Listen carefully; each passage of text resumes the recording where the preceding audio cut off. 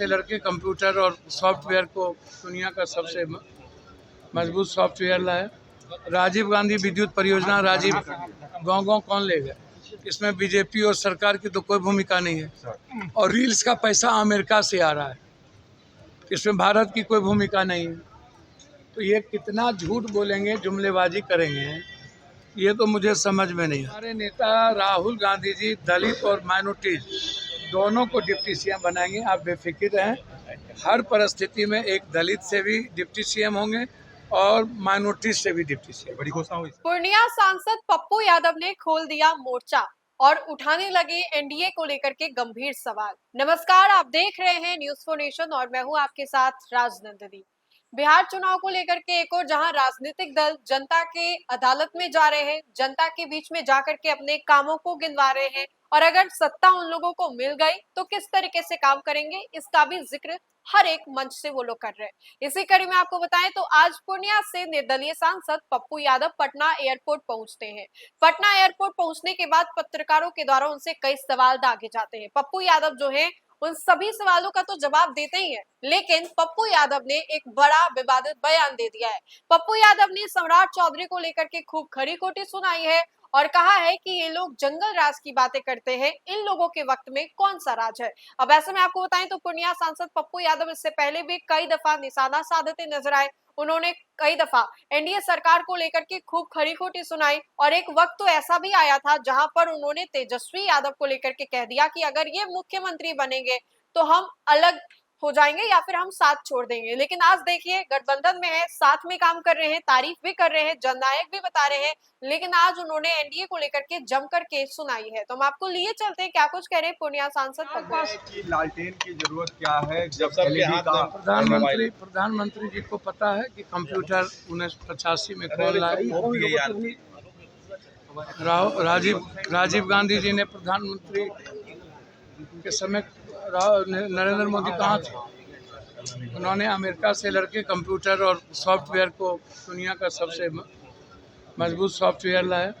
राजीव गांधी विद्युत परियोजना, राजीव गांव-गांव कौन ले गए? दूसरी तरफ वो कह रहे हैं कि रील्स तो हमारे बच्चे बना रहे हैं पूरी दुनिया में, इसमें बीजेपी और सरकार की तो कोई भूमिका नहीं है। और रील्स का पैसा अमेरिका से आ रहा है, इसमें भारत की कोई भूमिका नहीं है। तो ये कितना झूठ बोलेंगे, जुमलेबाजी करेंगे, ये तो मुझे समझ में नहीं आता। सारी देन कांग्रेस, राजीव गांधी, मनमोहन सिंह, इंदिरा गांधी। तो जब इस देश में कंप्यूटर से, सॉफ्टवेयर से लेकर बिजली तक राजीव जी की देन है, तो मेरे अंगने में तुम्हारा क्या काम है? ये कांग्रेस को ही ना दुनिया देख रही है। अब चिराग जी को तो कुछ पता है ही नहीं।